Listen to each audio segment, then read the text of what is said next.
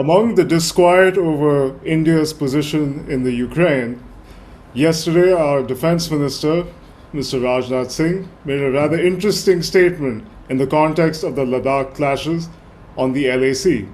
He said, if anyone harms India, we shall not spare the aggressor. This is an interesting and turbulent time for India's position in the world and the broader geopolitics of the region. However, today we will be turning our lens to the eastern sector of the line of actual control, and our two guests are perhaps the best speakers to actually postulate on the issue. Joining me today first is Mr. Jaideep Saikia, a security analyst who has advised both the governments of Assam as well as the central government on security matters in the Northeast. He has recently been inducted as a fellow on irregular warfare at West Point, and he's also an author. Also joining me is Lieutenant General Himalay Singh. He happens to be the first three-star general from the Northeast. He is also an author, served as Corps Commander in Nagrota, and also served as the chair of the Manipur Municipal Commission. Mr. Saikia, General Singh, thank you very much for joining us. Starting with you, Mr. Saikia, what do you make of these developments? And you have also come up with a rather innovative proposed border settlement on the eastern sector called the Line of Amity. You have written about it, it has been debated. And how do you think this is relevant at this point in time? Is there an opportunity that other people are not seeing? Thank you, Ishan. I think there is an opportunity here because I am an eternal pacifist and I would rather that the boundaries between the two Asian giants are solved rather than continue to fester. Yes, there have been unfortunate incidents starting from the border war in 1962 and the incidents in Doklam, and of course the fresh, memories of what happened in Galwan in 2020. But having said that, I think one should go forward and try and see whether there are openings as far as the boundary resolution is concerned. I also like to take the opportunity to quickly say that there have been messagings from the People's Republic of China on many occasions, beginning with 1959 when they wanted the East-West swap. In other words, they wanted to keep Aksai Chin and they wanted us to keep the 90,000 square kilometers of Arunachal Pradesh. The recent visit, or not so recent visit of Wang Yi, the foreign minister of China, the first high-level visit after the Galwan incident, to me seems to be opening as far as the boundary resolution is concerned. As far as the line of amity is concerned, I have, if I may quickly sort of describe it, during my track to dialogue with China in 2014 and the run-up to it, I conceived of this idea that there is a subsector in the command sector of the eastern sector where they are atop the Thagla Ridge, perched atop the Thagla Ridge, having gone back all the way from Bisamari in Assam during the 1962 war, and we are on the southern banks of the Namkachu. We don't cross it and they don't intrude into our subsector. And I think that this particular area, the as-is, where-is basis can be converted to what I call the line of amity. I also want to take the opportunity to say that there is a natural feature by way of the Namkachu, which, as I said, we don't cross it, and it very elegantly lends itself to a boundary. You recall what Lord Curzon, the Viceroy of India, said in 1907 during a lecture to the University of Oxford. He said that rivers are perhaps the best natural features for people who are negotiating boundaries because they are familiar with both sides, they do not need any surveys, and they can be easily plotted on the ground. Back to you, Ishan. General Singh, I have known you to be perhaps a bit of a skeptic when it comes to this proposed border settlement. Do you also see an opportunity at this time and place in history? And what perhaps would arouse your skepticism about such a settlement?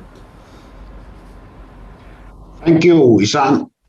To begin with, the idea of the idea that has been suggested by Mr. Jaideep Saikia, he also mentioned that it's just a beginning, an opening towards detente. So to that extent, I support that.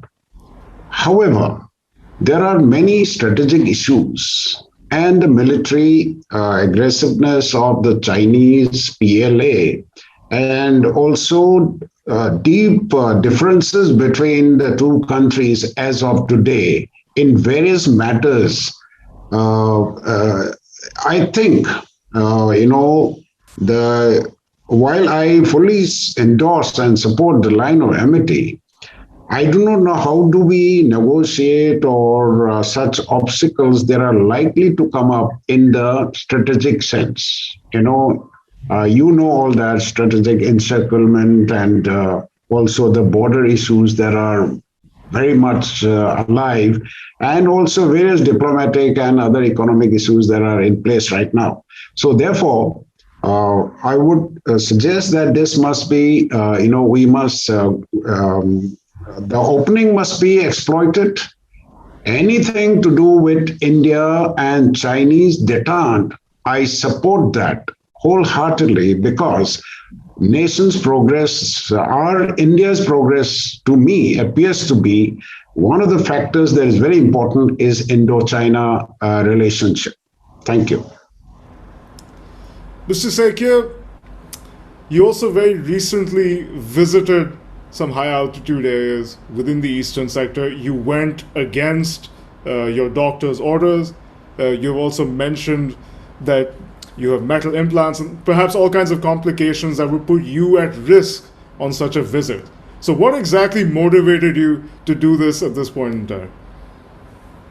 Well, Ishan, I am a student of security, and at this point of time, I'm certainly a student of the India-China boundary, and I've been researching on this particular subject for closer to 2 decades. I first went to China in 2002. 2009, you're right, I broke my leg while slithering in the Indian Army battalion, and it's given me a lot of problems. But I think seeing is believing.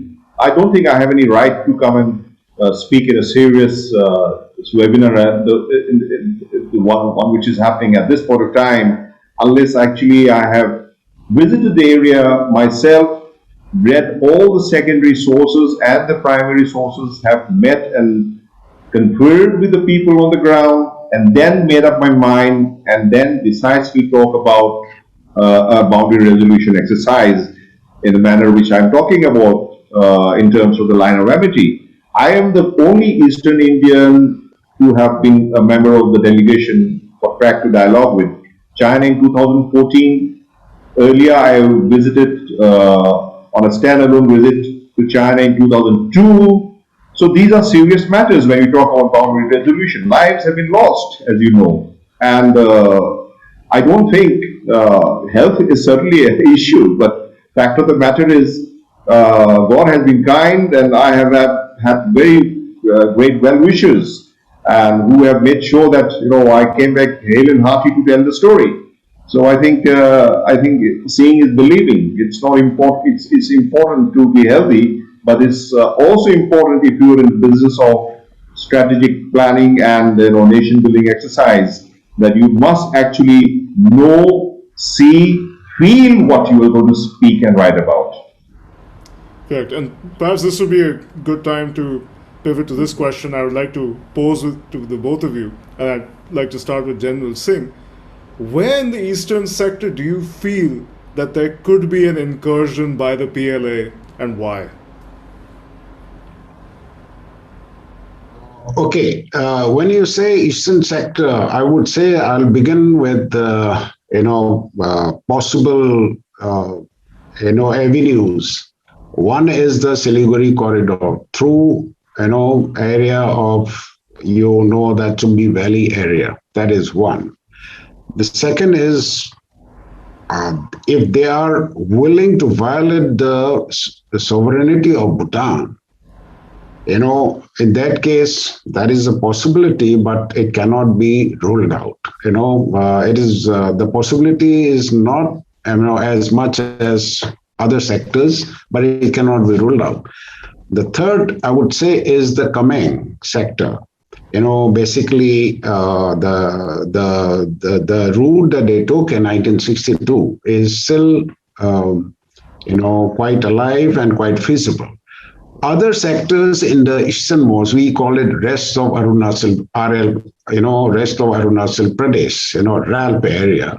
There are other avenues in the easternmost areas. They cannot be ruled out. As a military man, we don't rule out anything, but they are of a lesser priority as I see it. So these are the avenues. Having said that, I would like to assure you that, and your viewers, that Indian Defense Forces are fully matched today. And we are in a position not to be bullied around by the PLA under any circumstances. Mr. Saikia, would you agree with this assessment? Well, yes. When you talk about the Siliguri corridor, when the general speaks about the threat to the Siliguri corridor, certainly that was the reason why Doklam happened in the first place. They were trying to sort of build a road all the way to the Zamfara Ridge, from where they could overlook the Siliguri corridor, and probably the objective was to cut sever the Siliguri corridor, or the chicken snack as it was called, and that would sort of sever the northeast from the rest of the mainland. But I have, as you said, traversed the entire eastern sector, and I've seen, and I agree with the general when he says that we are very well fortified, and I don't think our deployment patterns in that area, without actually going to the specifics, are absolutely unshakable. I think we cannot be just sort of run over the way we were in 1962. But having said that, I think one aspect which I have tried to consider very deeply is about the Tawang sector, or the Kamai sector, which the general referred to. Why did the Chinese actually go back all the way to Thagla Ridge when they had come to Misamari in 1962?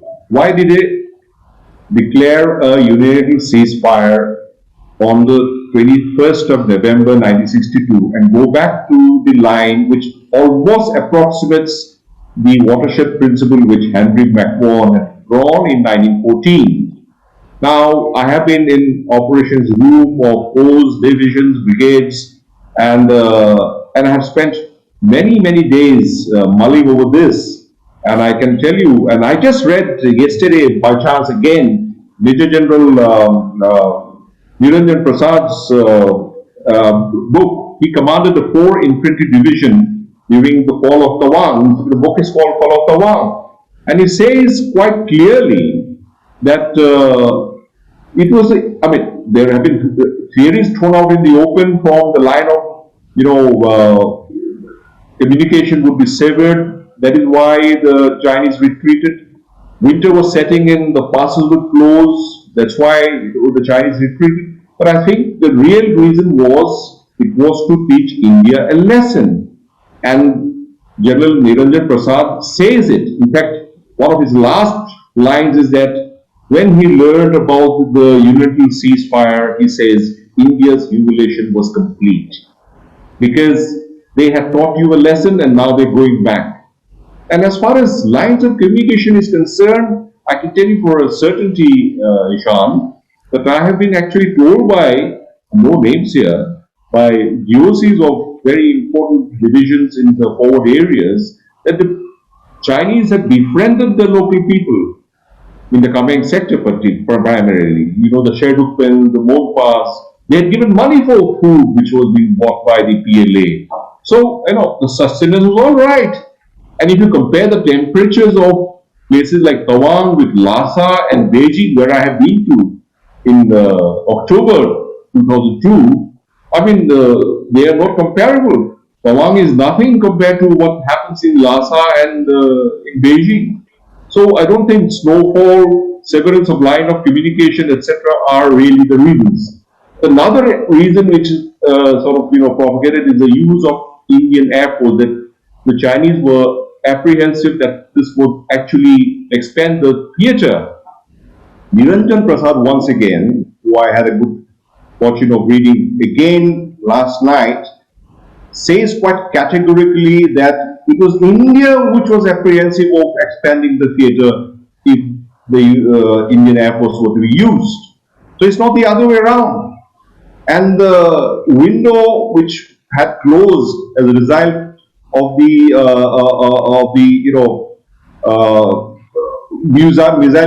Cuban missile crisis having been solved also actually doesn't hold water. I do not think that the United States would have entered the conflict in a major way, and Russia would have seen to it because Khrushchev was particularly close to Mao Zedong in that sense, and you see, the United States would have thought twice.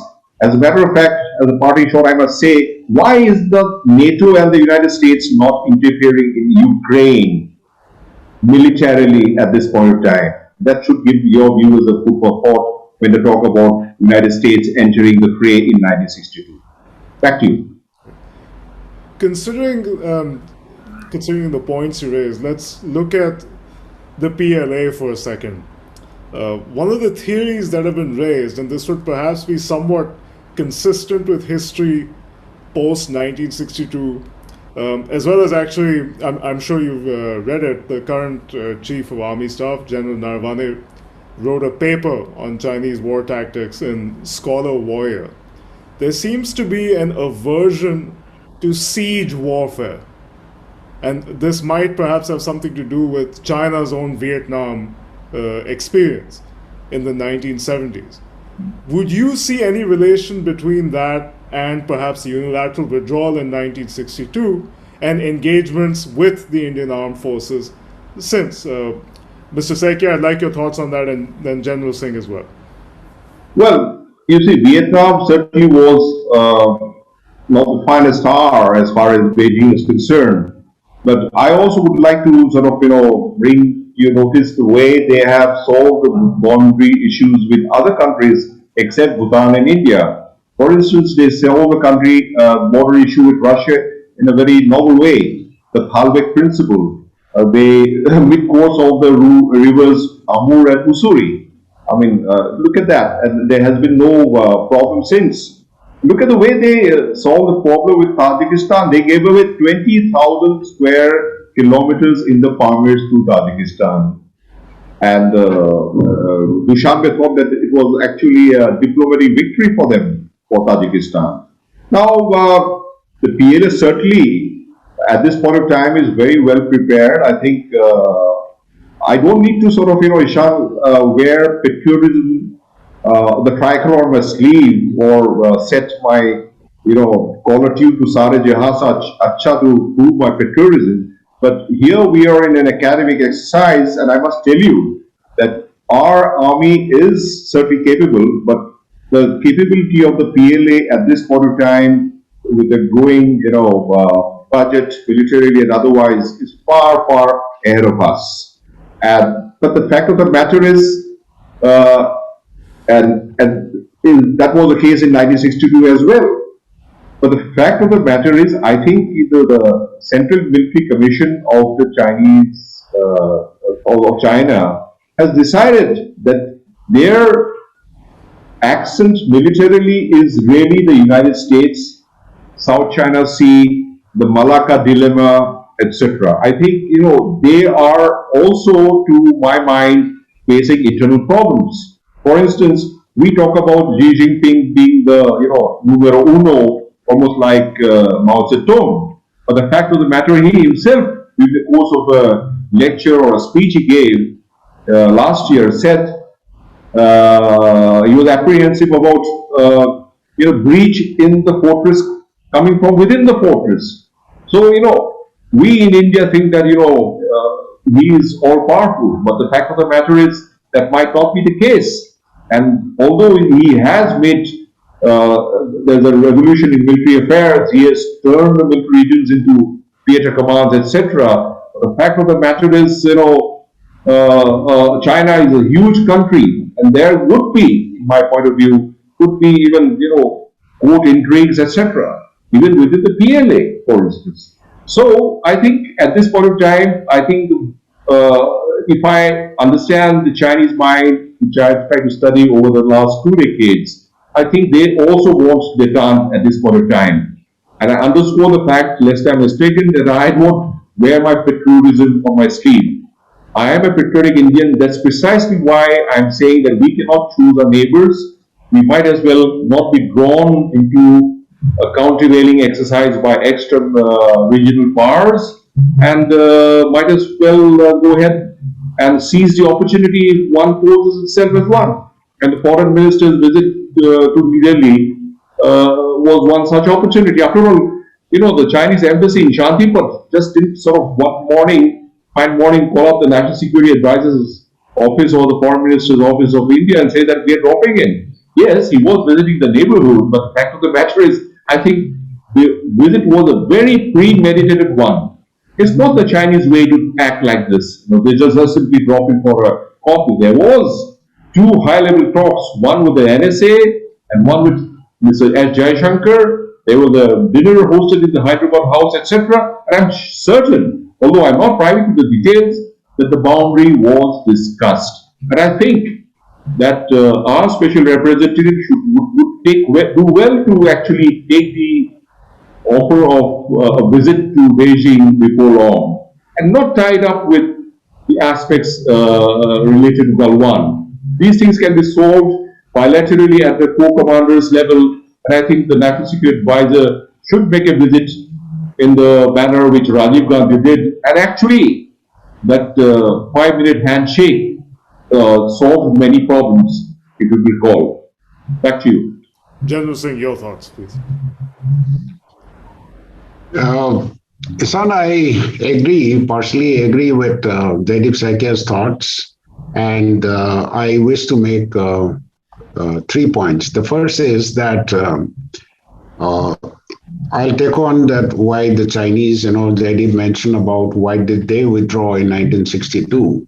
The first point that I would like to say is that, yes, the basic aim of the Chinese offensive was basically teach India a lesson. But I think their priority was the West because of the, highway there, Aksai Chin. And, the eastern sector was a secondary, kind of objective. As you can, 1961, Chou En-lai made a statement that if Indian army crosses the Galwan Valley, then we will cross the McMahon line in the east. It means his priority was the West. So to that extent, their priority was not the eastern sector, number one.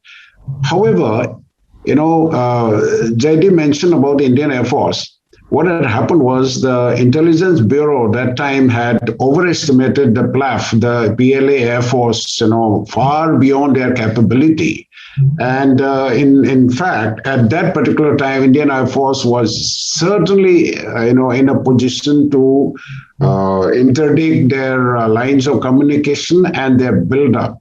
And it would have been a huge task for the PLA to maintain their forces. Coupled with that is the logistics and long lines of communication, and Indian Air Force in particular had the capability that time.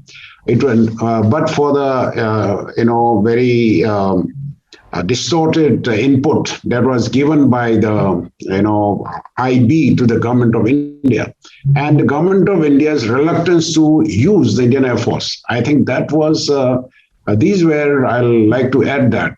But normally, given those very, very, very positive kind of a environment, I think they would have had second thoughts about at least vacating Tawang, because that is traditionally, even the Tibetans continue to, in fact, administer Tawang right as late as 1951. It is only in 1951 that some semblance of our administration went there. This is the first point.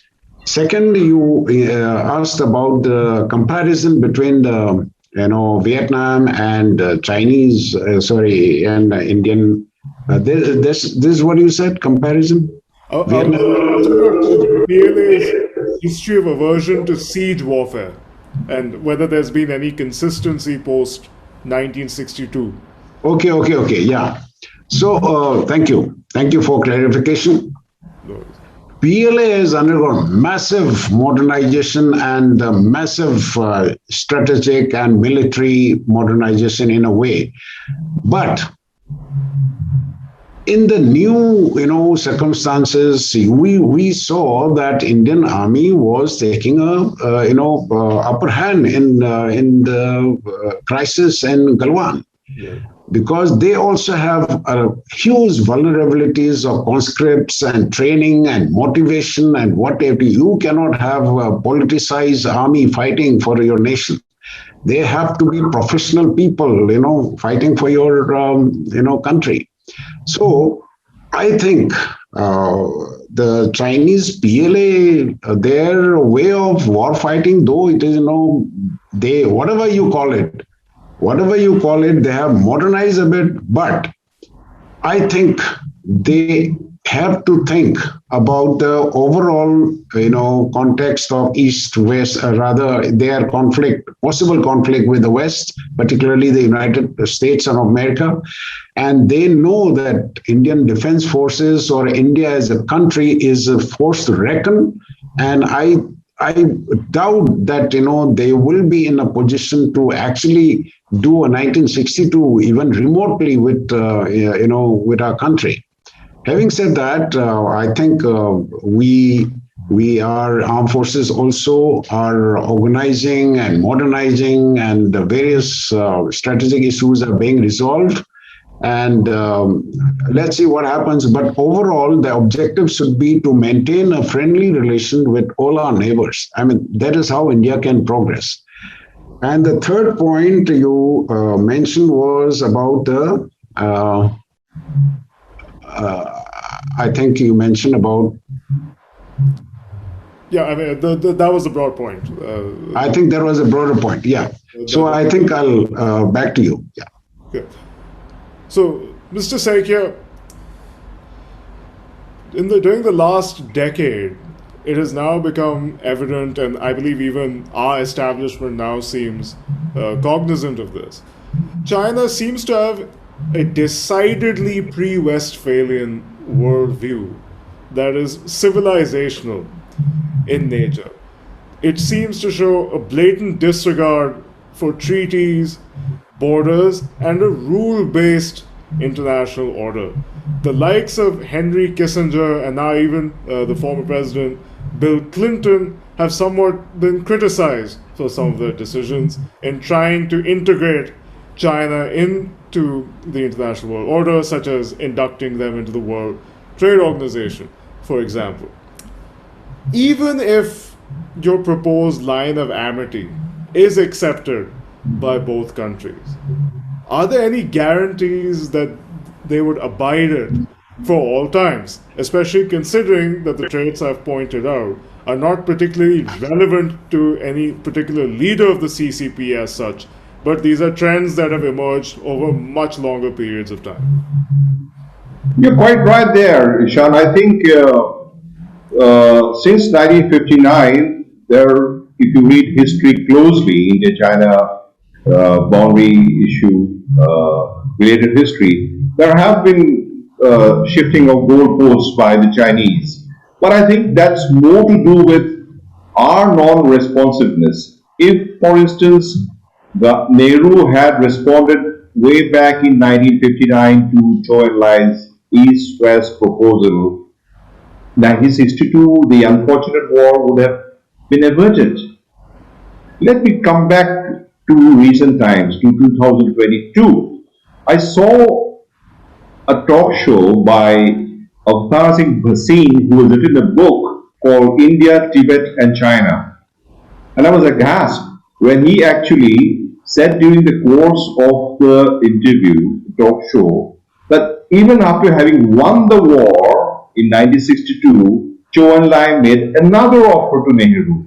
And this time it was to demilitarize the border on the basis of as is where is basis. In other words, in the command sector, they had gone back to the Thagla Ridge, as I said, which approximates the line which Henry McMahon drew in 1914. They were willing to go 20 kilometers away from that line, provided India also demilitarizes. Even that offer was refused. Now, I don't understand why Nehru, a scholar, a historian, the author of Glimpses of World History and Discovery of India, a person of great eminence, did this sort of, why was he unresponsive all the time? It could only be because he actually inherited some sort of a colonial arrogance from the British, really. There could be no other reason because he in Parliament said, this is our border, maps or no maps. And Ishan, you know for a fact that treaties are bilaterally concluded. It cannot be one-sided. It cannot happen that way. And tell me, where has the Chinese in the last so many years they reneged on any of their boundary resolution, whether it is the Halvik principle related boundary resolution with Russia over the Usuri and the Amur rivers, or with Tajikistan or Mongolia, everywhere it has reneged. Even the McMahon line with Myanmar has been is an ironclad resolution which they have had. They have had no problem with a country like Myanmar, which they are aiding very in economic and militarily way.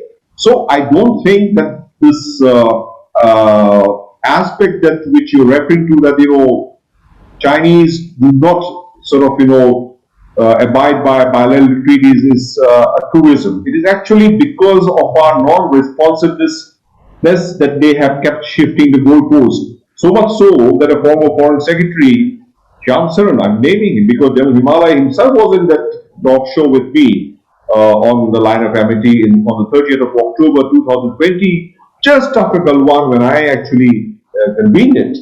The foreign secretary said that, the East-West swap, and they told us that, we are giving you Arunachal Pradesh, which is so natural resource rich, compared to what the West is, Aksai Chin, which Nehru himself said, not even a blade of grass grows. So it's a great, great proposal that we're giving you. Why did we not respond to it at that time? And that is why I'm saying they shifted goalpost, because they realized that we are not in a position, for whatever reason, this ambivalence, the great Indian ambivalence, which I call it, in this particular, in every way, whether it is in Myanmar, whether it is with the neighbors. I think our neighborhood first policy, I'm sorry, I'm criticizing the government of the day, but the fact of the matter is I'm doing it very deliberately. I think we do not have a neighborhood first policy. We certainly don't have a boundary policy with India, with China. And I am sorry, I don't agree with the contention that they are a nation who do not abide by treaties. They have. We do not see in history that they have violated any of the negotiated settlement with any of the other countries. And they have come to India this time. And I think, as I said, I'm not privy to the details. I'm sure boundary was in the plate, and we should decisively take this offer once for all and solve the boundary problems, and actually concentrate on other aspects, including development, unemployment, health issues, etc., which would be gaining in ground in the country. Thank you. General Singh, your thoughts on this matter? I'll begin by saying that, Chinese way of diplomacy or warfare is about deception. It is about, it is about bidding time, and it's about primarily to win without fighting, to win war with. All these are, their teachings, as you know. In this, yeah. So, therefore, like in the case of Ladakh, they have certainly, changed the goalposts as far as kind of we have had 14 rounds of corps commanders talks, and before that, there was no agreement as such on the border issue. And every time they change the goalposts as far as Ladakh is concerned. Leh Ladakh is concerned. But I think that is part of what I said, the way that they deal with others to subdue the enemy without fighting. So, but in the international bilateral treaties, between two sovereign powers, except I think in the South China Sea and one or two other areas, as Jaideep said, that in the bilateral treaties, I think they have generally kept, except with India, they have generally kept their, part of the bargain.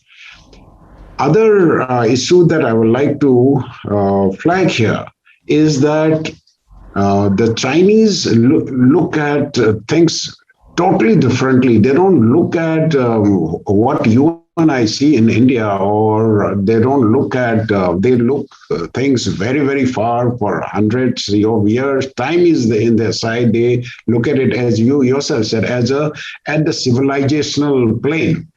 So, and unless we have that meeting of minds, we actually go inside the Chinese minds, we will not understand what they are meaning. Actually, we will understand what they are saying, but what they are meaning may not be understood by our normal, other people who don't understand their mindset.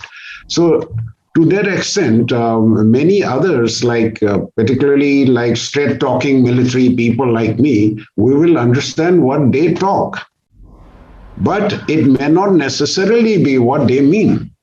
So that is where I think there is that little gap about there. And final word I like to say is that overall, the impression I get from the maybe part of the deception, I don't know. I have friends, who talk about those who talk about that Indian reading or our government's reading of Chinese totally, flawed. This is what they say.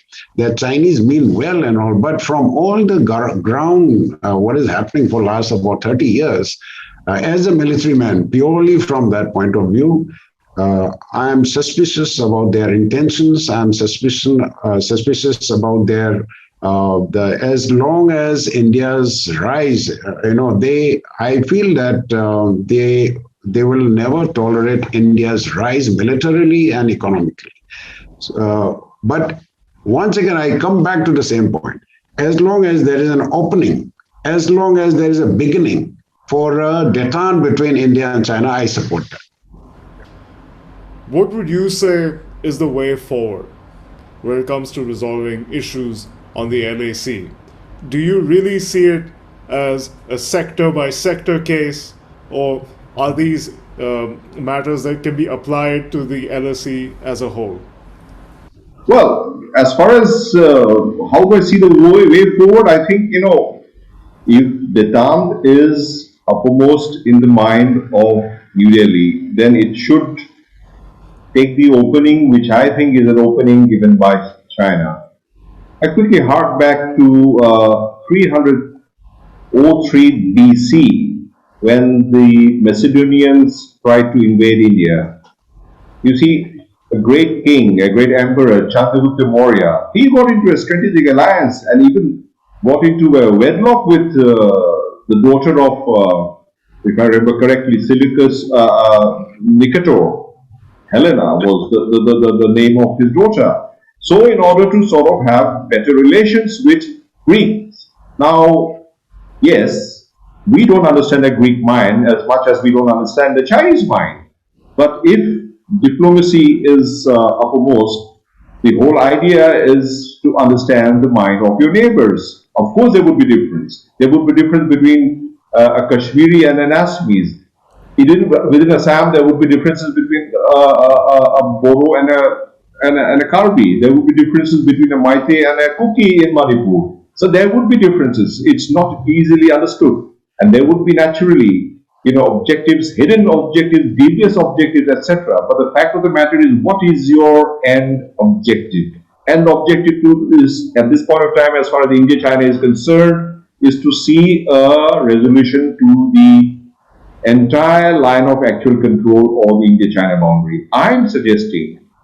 I'm pleading, saying that since it is not possible to do that in one fell swoop, let us concentrate and look at a subsector. And I have zeroed in onto one in the Kameng sector, as I've said. We are atop Hagla Ridge, we are on the southern banks of Namkachu. no history of belligerence, no intrusion, have physically been to the sector, studied the sector, spoken to the specialist from Naval Maxwell, who is anti-India, pro-China, to our field commanders, and have come to the conclusion that let us start somewhere. If we were to change the name LAC, Line of Actual Control, a very belligerent sounding name as far as I'm concerned, to a less belligerent sound name like Line of Amity, it will actually give a window of opportunity, if not to us, to the future generation. And at one time, this is an interim affair anyway. After a point of time, a boundary commission is constituted, a joint boundary commission between India and China, and then we can see how the Chinese moves on this, and then maybe after a decade, it can be converted into a line of a proper international boundary, because there is no history of intrusion of belligerence, and history has also said, as I've said before, that they are willing to actually settle it on the basis of as it has its various basis. They have given us proposals to that effect. So the way forward is really short and sweet, is that let's seize the wolves by the opportunity that it poses itself. Back to you. I have repeatedly said this, Shant, that India-China detente is extremely important for India's population, for the well-being of our people, for the security of our nation. That is why overall I support that, including line of amity. However, there are issues that need to be dealt with at various planes. Specifically coming to your, is it sector by sector or overall, I'll support sector by sector because each sector is totally unique. Tawang sector is most, most suitable for this kind of a beginning because of the reasons that Jaideep Saikia had just, he just mentioned about that, the Chinese and Indian forces have never crossed the Namkachu at all. There are no areas of intrusion at all. If you see the statistics of intrusions in the east and in the west, in the east is negligible, I would say. PLA intrusion, even in the perception line of, or perception of the, alignment of line or McMahon line. So therefore, I support sector by sector, beginning Tawang. Apart from, besides Tawang area where the Monpas are there, or Buddhist, population, no other area in the Arunachal actually have any affinity with the Tibetans. Even if we go back in history, they have more affinity with northeastern, tribes, Assamese and others. So therefore, Tawang becomes that much more important that Chinese are claiming Tawang on the basis of Tibetan influence there. So if we get into this line of amity in the Tawang sector, that will be a great beginning and a positive mindset for a future, for future relationship to develop. That is what I would like to add. And if I may quickly add to what General Singh is saying, Ishan, if you permit me, Please. You see, here's what this thing very well-rounded me back into a nice conclusion. Why are we choosing Tawang? Why am I choosing Tawang sector? Because they, way back in 2002 when I went to China, they kept harping on the monastery of Tawang, which was the birthplace of the sixth Dalai Lama, they said. That there are nostalgic reasons that the Tibetans wanted. Now, Namkachu is far north of Tawang monastery. If for some reason we are able to get the Chinaman to accept the line of amity, his, coveting of the Tawang monastery and that area and the entire 90,000 square kilometer of Arunachal Pradesh will disappear into thin air. I think New Delhi the parliamentarians, the media, and the population of India must actually understand this particular very important aspect, because I think Tawang Monastery is the really the pivot. If tomorrow we can get him to agree on a line of amity, or as is where it is basis, as it sort of pertains today, I think the entire thing is solved. This is my point of view, and I really want to sort of conclude with that. On that optimistic note, Mr. Saikia, General Singh, on behalf of all of us here at Global Order, thank you very much for your time and all your insights.